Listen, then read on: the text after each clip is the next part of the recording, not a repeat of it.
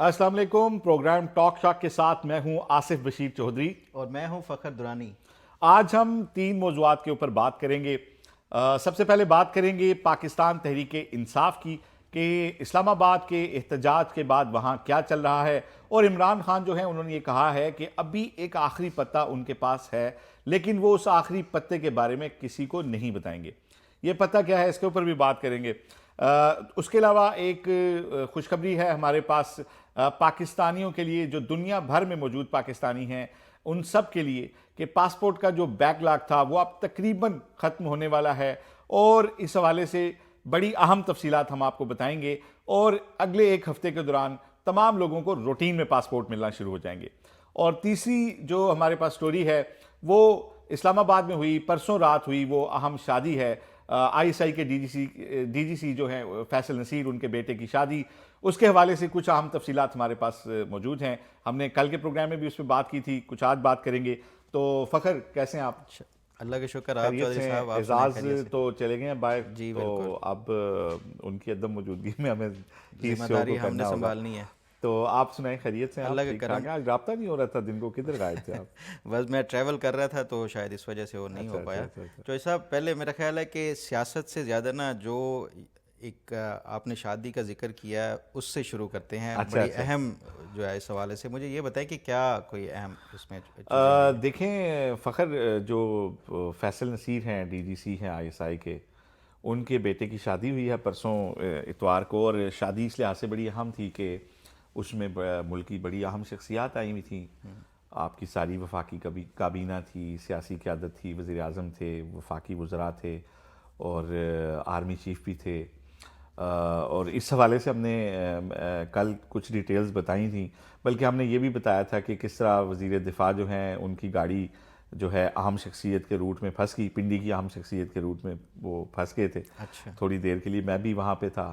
और बहरहाल वो जब गाड़ियाँ रुकीं तो मैं उतरा, तो मैंने देखा कि स्क्वाड के लोग उतर के बता रहे हैं रोकने वालों को कि ये वज़ीर दिफा की गाड़ी है। तो उन्होंने कहा कि जी बड़ी आम शख्सियत है, तो आप थोड़ी देर वेट करें। तो अच्छा। लेकिन चंद मिनट का ही वो रूट था, जिसके बाद फिर वो रूट खुल गया और फिर वज़ीर दिफा भी चले गए। और मैंने सोचा मैं भी अब रुक जाता हूँ अगर वज़ीर दिफा खड़ा है। तो खैर, जो दिलचस्प बात थी, कल हमने फ़खर बताया था कि बिलावल जो हैं उनकी वो भी शादी में शरीक थे। और हमें महसूस हुआ, हमें लगा था कि शायद उनकी आर्मी चीफ से मुलाकात हुई होगी।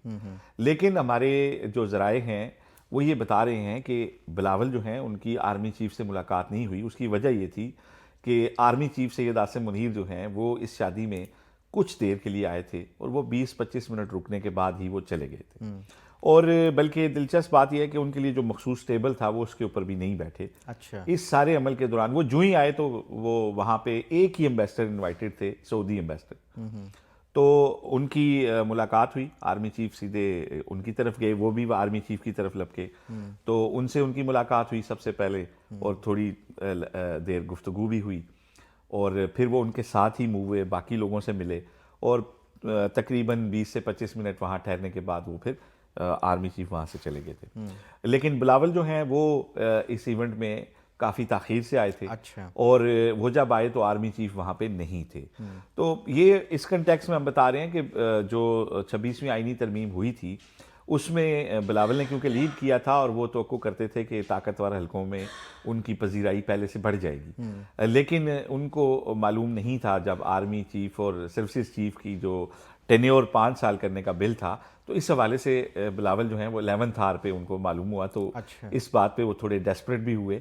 और फिर उन्होंने एक कमेटी भी बना दी थी जिसमें सेनेट से शहरी रहमान हैं और इजाज़ झाकरानी है नेशनल असम्बली से, कि आइंदा कोई भी लेजिस्लेशन जो सरकार भी लेके आएगी तो वो पहले हमारे से शेयर करेगी टाइमली, ठीक है। और उसके बाद हम उसको वोट करेंगे, अदरवाइज वोट नहीं करेंगे। तो ये शादी हक में में, नहीं थे? सॉरी, ये हक में नहीं थे वो जो सर्विसेज चीफ्स की नहीं, उसमें, वो इस बात पे नालां थे कि कि मुझे हमें टाइमली एतमाद में नहीं लिया जाए? बताया गया। और बताया जाता तो उन्होंने कौन सी मुखालफत करनी थी, अभी भी उन्होंने वोट उसी के हक में दिया है। हमारे ज़राए का ये कहना है कि इस हवाले से आसिफ जरदारी साहब जो हैं उनको बताया गया था। अच्छा। लेकिन आपको पता है ना, सियासत बड़ी बेरहम चीज़ है। इसमें जो है बाप वो और बेटा जो है ना, वो जो उनके अपने अपने। इसके जो ताकत के महलात होते हैं, इनके अंदर बड़ी चीज़ें चल रही होती हैं। और इनमें रिश्ते जो है ना वो कई दफ़ा पीछे रह जाते हैं और बाकी मफादात जो हैं वो आगे चले जाते हैं। बहरहाल बिलावल इस बात पे थोड़े से रंजीदा हैं कि उनको प्रॉपर टाइम में उनको जो है कॉन्फिडेंस में लेना चाहिए था। इसके अलावा फ़ख्र ये भी है कि इस शादी में मुझे बड़ी दिलचस्प बात पता चली कि कुछ ऐसी शख्सियात भी आई हुई थी जिनको इनवाइट नहीं किया गया था। अच्छा। तो मैंने उनके नाम भी मालूम किए हैं, लेकिन अब मुझे मुनासिब नहीं लग रहा कि मैं वो नाम लूँ। कोई पॉलिटिशियंस थे? बस कोई कारोबारी शख्सियात हैं और कुछ नीम, लेकिन उन्हें किसी ने मना नहीं किया कि आप को इनवाइट नहीं किया गया तो आप क्यों आए। इसी तरह कुछ छोटी मोटी सियासी शख्सियात भी अनइनवाइटेड थी, उनके नाम मुझे ज़राए ने बताने से गुरेज किया। अच्छा। लेकिन क्योंकि क्लोज फैमिलीज आए थे और उनके पास गेस्ट की लिस्ट थी और उन्होंने बताया कि कुछ लोग ऐसे थे जो उस तो ये अनइनवाइटेड अगर वो एंटर होने की इजाज़त दे दी, ये तो इतनी बड़ी हाई प्रोफाइल और सिक्योरिटी रिस्क भी बन सकता था। मेरा ख्याल है कि वो क्योंकि जान पहचान और ताल्लुक तो था तो इस वजह से वो एंटर हुए, वरना अदरवाइज इस तरह जाहिर है आपको पता है कि इस तरह जा तो कोई नहीं सकता। लेकिन एक तल्लक था और कुछ लोगों को पिछली शादी पे जिनको बुलाया गया था उनमें इस दफ़ा नहीं बुलाया गया। अच्छा। कुछ लोग पिछली शादी पे बुलाए गए और वो इस दफ़ा नहीं आए। अच्छा। कुछ को बुलाया गया और इस दफ़ा नहीं बुलाया गया। कुछ इनविटेशन के बावजूद नहीं गए। इस दफ़ा अदी जो हैं वो नहीं आई क्योंकि पिछली दफ़ा जब वो शादी पे आई थी फरियाल तालपुर जी, तो लास्ट ईयर इन्हीं दिनों में शादी थी फैसल नसीर जो है इनके बेटे की। अच्छा। तो उन्होंने शादी की तकरीब की तस्वीर लगा दी थी, तो उस पे भी प्रेसिडेंट जरदारी जो हैं वो नाखुश हुए थे। अच्छा। तो इस दफ़ा वो नहीं आई शादी पे। तो मेरी बड़ी लंबी बातचीत हुई, हमारे जो ज़राए हैं, बड़े जो दोस्त हैं उनके हमारे, करीबी ज़राए आपको इनवाइट नहीं किया? नहीं मैं तो देखें, मैं तो फैसल नसीर साहब से तो मेरी कोई इंटरेक्शन नहीं है और ना आपको पता है मैं तो अवॉइड करता हूँ इंटेलिजेंस के लोगों से ताल्लुक बनाने में। मैं कभी उनसे ताल्लुक नहीं रखता, ना फ़ोन पे और ना अदरवाइज। लेकिन मेरे जो कोई दोस्त हैं वो क्योंकि उनका कोई पुराना ताल्लुक है, फैमिली का ताल्लुक है, फैमिली के साथ इनवाइट थे। सॉरी, वज़ीर आज़म भी गए? जी, सारे आपकी सारी तकरीबन वफाकी काबीना सारे आपके मेन लोग थे, सियासी जमातों के लोग थे। अच्छा। ज़ाहिर है एक वर्किंग रिलेशनशिप तो है और इसको आप डिनाई तो नहीं कर सकते कि पाकिस्तान में जो हालात हैं उसमें। पीटीआई से कौन था चॉइस साहब? सच्ची बात है मैंने ये सवाल ना तो पूछा और ना मैंने इस पे मेरा ख्याल है इसकी डिटेल ये वैसे पूछना चाहिए आपको अपने ज़राए से। मैं ज़रूर पूछ के, क्योंकि ये बड़ा अहम है ख़ास तौर के ऊपर जो अब जो एक रिलेशनशिप है ख़ास तौर के ऊपर, तो उसमें ये भी देखना चाहिए कि क्या पीटीआई वाले जो है वो इस तरह की तकरीबात में जाते हैं या नहीं जाते। बाजवा साहब, जनरल बाजवा साहब बहुत देर बैठे रहे। अच्छा। लेकिन आपको पता है कि जो रिटायर्ड जर्नैलों की उस तरह पजीराई नहीं होती फ़ख्र हमारे यहाँ, जो चीफ की फिर अपने टेन्योर में होती। बिल्कुल। लेकिन वो आए और ता देर बैठे रहे तो लोग उनसे भी मिले, खैर, लेकिन वो गर्मजोशी नहीं रहती जो पहले होती है। वो झुमघटा भी नहीं होगा, वो झुमघटा भी नहीं लगता और तो मीडिया से भी बहुत कम लोग इन्वाइटेड थे। अच्छा। तो बस ये था। और मेरा ख्याल है अब हम दूसरे मौजू पे चलें जो पाकिस्तानियों के लिए एक बड़ी खुशखबरी है। बिल्कुल। और वो है कि आपको पता है कि पाकिस्तान में पासपोर्ट का एक बैकलॉग था और इस हवाले से पाकिस्तानी बड़े वरीड रहे, पाकिस्तान से बाहर जो पाकिस्तानी हैं वो भी, पाकिस्तान के अंदर भी। तो जो डीजी पासपोर्ट हैं मुस्तफ़ा जमाल काजी, ये जब आए तो उस वक्त लेमिनेशन का भी इशू था, इंक का भी इशू था, पेपर का इशू था, बहुत सारे मसाइल थे। लेकिन मुझे बड़ी खुशी हुई, मैंने विज़िट किया डीजी ऑफिस, तो मैं सबसे पहले तो ऑफिस देख के हैरान रह गया कि किसी आईटी कंपनी का या कारपोरेट कल्चर का पूरा उन्होंने उसकी रेनोवेशन भी की। और ये क्योंकि अरबों रुपए कमा के देने वाला इदारा है तो ये एक मज़ा का खेज़ बात थी कि इसके पासपोर्ट छापने के लिए आपके पास इंक ना हो या लेमिनेशन पेपर ना हो या कापियाँ ख़त्म हो जाएं। तो बड़ा ज़बरदस्त काम उसके ऊपर उन्होंने किया है, क्योंकि इसमें बाहर से मशीनरी आती है, अप्रूवल्स होती हैं, इदारों से फंड्स की अप्रूवल होती है। तो बहरहाल अब जो खुशी की बात लोगों को सुनाने की है वो ये है कि 15 दिसंबर की डेडलाइन जो है वो डीजी साहब ने फिक्स की थी कि इससे पहले हमने सारा डेडलॉक ज़ीरो के ऊपर लेके आना है, जो कि 1 मिलियन के तक चला गया था। ठीक है। तो इस वक्त सूरत हाल ये है कि वो जो बैकलॉग है वो जो है वो 5 डिजिट्स में आ चुका है, यानी कि 1 लाख से कम रह गया। ठीक है। और इस वक्त जो इनकी कैपेसिटी है वो बड़ी ज़बरदस्त है। ऊपर से क्योंकि हज ऑपरेशन शुरू हो रहा है तो हज के लिए इन्होंने हर जो है ऑफिस में अलहदा काउंटर भी बनाया, बाहर भी बनाया है, और हज की ज़ीरो पेंडेंसी है। हज का जो बंदा अप्लाई करता है उसको रूटीन में पासपोर्ट जो है वो इशू हो रहा है। ताहम बाकी जो पेंडेंसी है वो by the end of this week, इस महीने, इस हफ्ते के आखिर में ख़त्म हो जाएगी। हालांकि डेडलाइन 15 दिसंबर की इन्होंने फिक्स की थी अपने लिए, लेकिन वो उससे पहले उसको अचीव कर लेंगे। और पाकिस्तानियों को पासपोर्ट के हवाले से कोई मज़ीद परेशानी नहीं होगी। रूटीन का पासपोर्ट 21 दिन में मिलता है, वो 21 दिन बाद मिलेगा। अर्जेंट पासपोर्ट 12 दिन बाद जो है वो मिलता है, तो वो 12 दिन बाद मिलेगा। इस वक्त जो 10 मशीनें हैं वो इन्होंने स्पेशल यहाँ पे इंस्टॉल कराई हैं, जिसके बाद इन्होंने जो पासपोर्ट की प्रिंटिंग मशीनें हैं, और इसी तरह तकरीबन 6 जो मशीनें हैं वो आ रही हैं 30 दिसंबर से पहले। अच्छा, मजीद इंपोर्ट करवाई है इन्होंने? जी, इंपोर्ट कराई हैं, और ये पहली दफ़ा हो रहा है फ़खर भाई कि एक्स्ट्रा भी का भी ख्याल रखा गया, क्योंकि एक मशीन ख़राब हो जाए तो फिर आपका बैकलॉग होना शुरू हो जाता है। तो इस दफ़ा कोशिश ये की गई है कि एक आधी मशीन एक्स्ट्रा भी आपकी 1-2 हों, कि अगर आपको रिपेयर कराना है, अब रिपेयर कराने में फिर आपको पता है टेंडर इन्वॉल्व होता है और बड़ा टाइम लगता है, तो इस दफ़ा एक बैकअप बनाने की कोशिश भी की गई है। फिर इंटरनली एक ऐसा सिस्टम, एक मैकेनिज़्म करार बनाया गया है कि किस एरिया के, पहले ये होता था कि एक एरिया के सारे पासपोर्ट बने हुए हैं, बाकी एरियाज़ के नहीं, तो अब इसको साइंटिफिकली उन्होंने कंप्यूटर से अटैच कर दिया है कि जो डेट वाइज होगा, डाटा एलोकेट होगा, सबके बराबर बनेंगे। ऐसा नहीं है कि लाहौर और इस्लामाबाद के सबके बन जाएं और कराची के ना बने, या गुजरात और गुजरांवाला को नज़र, या किसी शहर को नज़रअंदाज कर दें, किसी मुल्क के नज़र बाकियों को। अब इसका एक बाकायदा एक जो है वो एक सिस्टमेटिकली इसको उन्होंने वो कर दिया। और पाकिस्तानियों के लिए एक बड़ी खुशाइन बात है कि डीजी ऑफिस जो है वहाँ पे अभी चंद दिनों में वज़ीर-ए-आज़म पाकिस्तान जब वहाँ जा रहे हैं इफ्तिताह करने, तो स्टेट ऑफ आर्ट मशीनरी लग चुकी है, स्टेट ऑफ आर्ट वहाँ पे काम हो चुके हैं, डेवलपमेंटल भी, और पहली दफ़ा बहुत सारे इनिशिएटिव इन्होंने जो हैं वो लिए हैं। ओवरसीज़ जो पासपोर्ट का मैकेनिज़्म अलहदा कर दिया, ईजी पैसा से जो है इसकी फ़ीस को कर दिया। आपको याद है नेशनल बैंक के अंदर लाइनें लग जाया करती थी, तो अब ईजी पैसा से आप पैसे पे कर सकते हैं। और सबसे ज़बरदस्त ये कि आप अपने लैपटॉप से घर से बैठे पासपोर्ट अप्लाई कर सकते हैं। अच्छा, तो ये सारी फैसिलिटीज़ आने के बाद मेरा ख्याल है कि पासपोर्ट का जो एक में जो बुनियादी नौइयत की चीज़ें थी, ज़रूरत थी एक आम आदमी को फैसिलिटेशन के लिए, वो उन्होंने जो है उसको पूरा कर दिया। मेरा एक सवाल है चौधरी साहब, जो पेंडेंसी थी ना, इसमें 2 कैटेगरीज थी। एक थी जो आपने अर्जेंट अप्लाई किया है और वो आपको टाइम पे नहीं मिला, एक पेंडेंसी वो भी अच्छी खासी थी, और एक था वो जो रेगुलर वाला जो आप बता रहे हैं 21 दिन वाला। तो ये पेंडेंसी दोनों की ख़त्म हो रही है या रेगुलर अर्जेंट वाले की अभी ख़त्म कर रहे हैं? अर्जेंट की पेंडेंसी ख़त्म हो चुकी है इस वक्त। अच्छा। जब मैं आपसे बात कर रहा हूँ तो जिस बंदे ने अर्जेंट पासपोर्ट अप्लाई किया है उसको 12 दिन बाद मिलेगा। अच्छा। जो पिछली पेंडेंसी थी वो ख़त्म हो चुकी है। जो रूटीन का पासपोर्ट है जो 21 दिन बाद मिलता है, पेंडेंसी उसमें थी।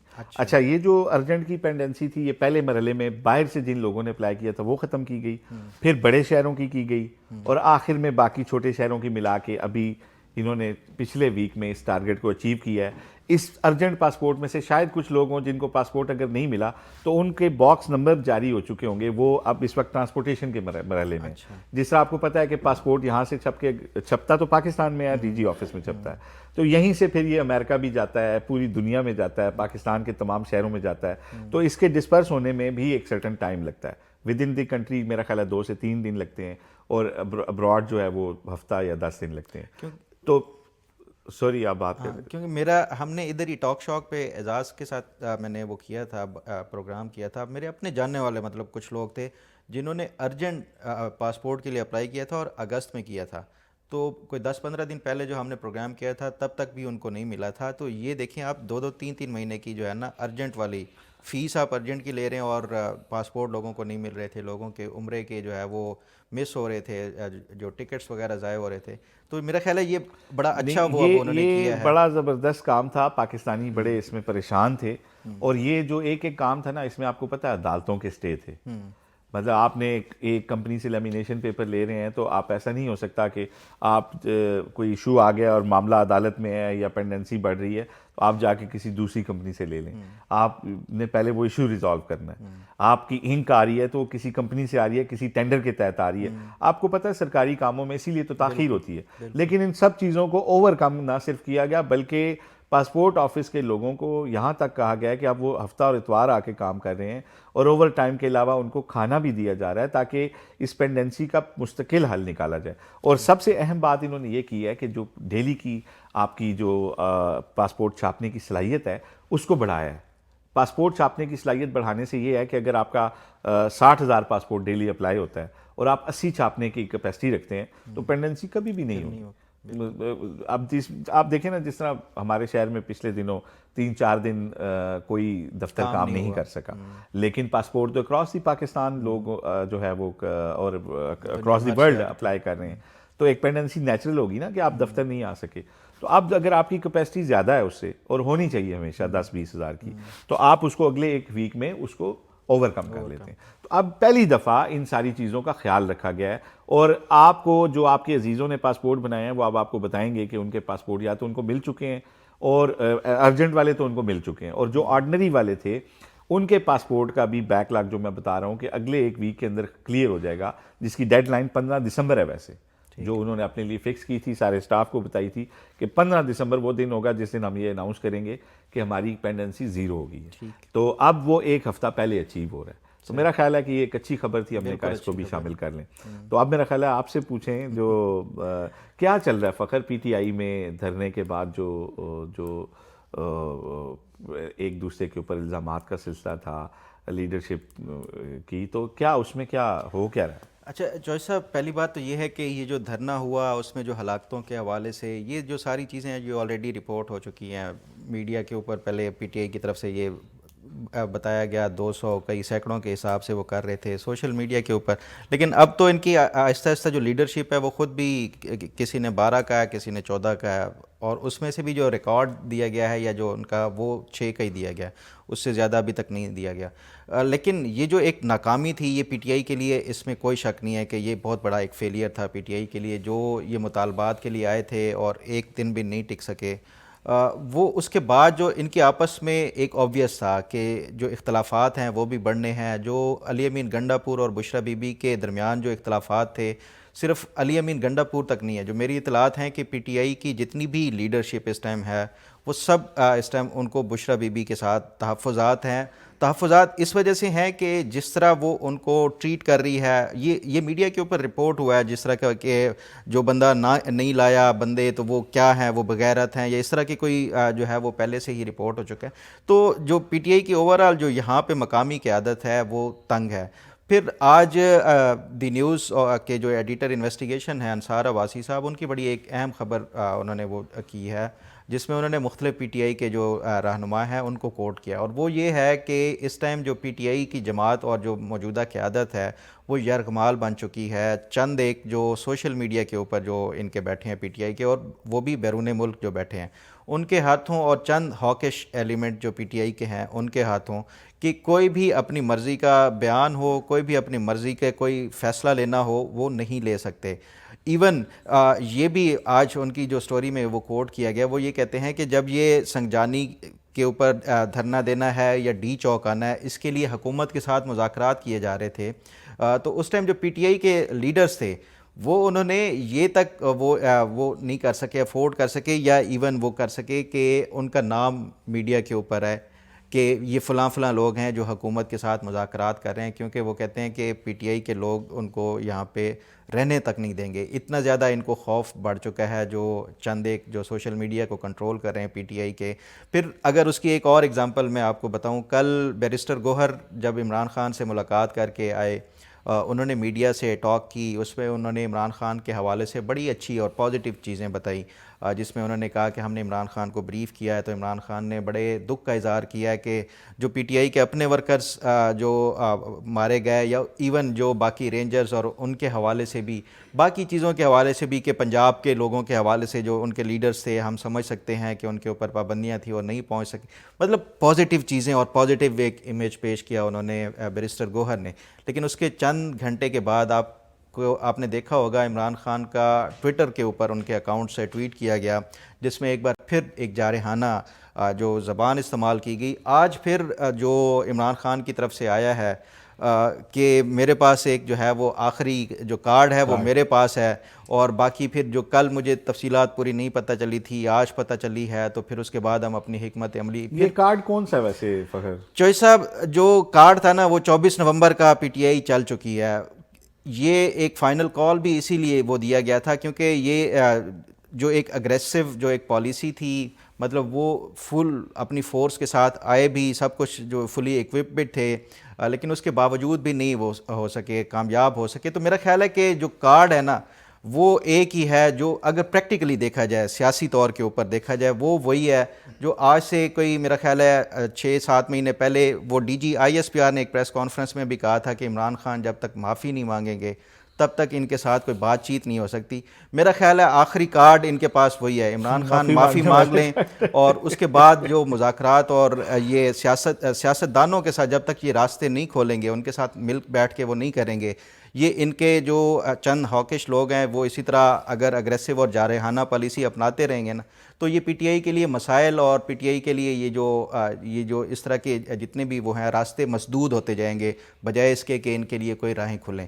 तो ये आखिरी कार्ड मैं तो यही समझता हूँ कि ये माफ़ी है, माफ़ी मांगेंगे तो तभी वो होगा, अदरवाइज़ फिर और क्या हो सकता है। मतलब आपने वफाक के ऊपर चढ़ाई करके भी देख लिया, आपने जलसे जुलूस करके भी देख लिए, कोई रास्ता नहीं निकला, तो फिर अल्टीमेटली वही होगा जो रियासत की तरफ से और जो हुकूमत की तरफ से। इत्तफाक करता हूँ कि हमेशा टकराव के बजाय सियासी अमल से ही गुंजाइश पैदा की जाती है, और पाकिस्तान में इसी तरीके से सियासतदानों ने हमेशा अपने लिए गुंजाइश पैदा की है जब भी वो क्राइसिस में गए हैं। और टकराव जो होता है उसमें या तो फतह होती है या शिकस्त होती है। फतह का चांस नहीं है क्योंकि आपकी ट्रेनिंग नहीं है उस तरह लड़ने की, तो और फतह और शिकस्त के अलावा कुछ नहीं होता उसमें।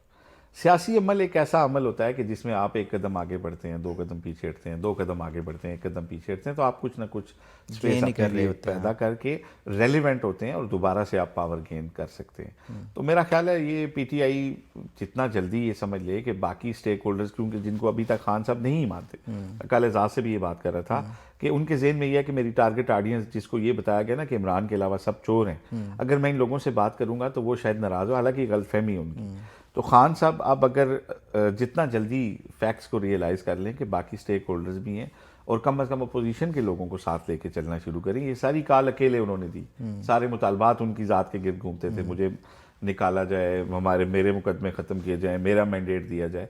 इस तरह नहीं, सियासत में आप लोगों को लेके चलते हैं। देखिए अपोजिशन इत्तेहाद बनाती थी और हुकूमत अल्टीमेटली गिरा देती थी। नवाबजादा नसरुल्लाह साहब, बेशुमार मिसालें। तो आप ना अपोजिशन को मिला रहे हैं उस तरीके से, ना दीगर लोगों को स्टेक होल्डर मान रहे हैं। तो या तो फिर आपकी मुसल्लह ट्रेनिंग हो तो आप लड़के कुछ जीत लें, तो अभी आप एक बंद गली में, और ये पीटीआई की लीडरशिप को सोचना होगा कि वो जितना जल्दी इस बंद गली से निकलेगी, अपनी चीज़ों को, फैक्ट्स को रियलाइज़ करेगी, उसके बाद ही उसकी कोई स्पेस पैदा हो। तो मतलब खान साहब को आखिरी कार्ड खेल देना चाहिए। मेरा ख्याल है खान साहब का आखिरी कार्ड मेरे नज़दीक जो है ना, सियासी अमल में शमूलियत है। सियासी अमल, बातचीत अपने अपोजिशन के लोगों से, हुकूमत के लोगों से, मेरे नज़दीक उनका आखिरी कार्ड ही है। इसके अलावा मैं उनका कोई आखिरी कार्ड नहीं। बिल्कुल। तो मेरा ख्याल है आज के लिए तो यही था फ़खर, या कुछ और भी है? बिल्कुल यही। तो नाज़रीन आज के लिए यही था। टॉक शॉक में आपने देखा, आपको प्रोग्राम कैसा लगा हमें ज़रूर बताइएगा, और किसी किस्म की कोई मालूमात शेयर करनी हो तो टॉक शॉक 777 पे हमारे साथ ज़रूर शेयर कीजिएगा। अल्लाह हाफिज़।